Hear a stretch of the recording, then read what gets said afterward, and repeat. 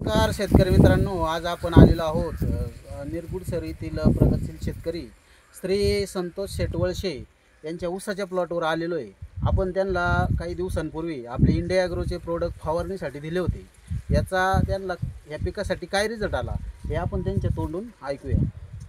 आपण 40 ते 42 दिवस झाले तर पॉलिप आणि स्टिकरनी आपण पहिली फवारणी घेतली होती ग्रोमॅजिक.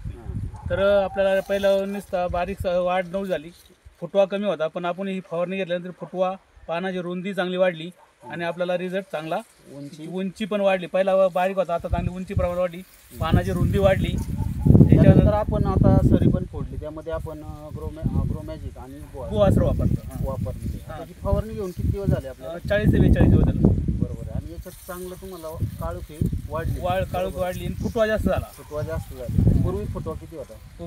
फुटवा काय 2-3च होते, पण आता जास्त झाले. जवळजवळ पूर्वी यांचा फुटवा कमी होता, परंतु आता फुटवा चांगला वाढ झाली. बरोबर. तर इतर शेतकऱ्यांना तुम्ही काय सल्ला द्या?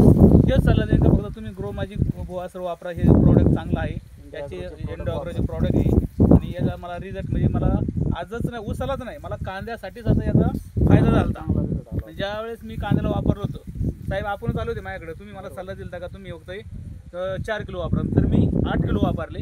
डबलने वापरलं माझं त्या टायमाला कांदा टिकण्याची क्षमता पण वाढली.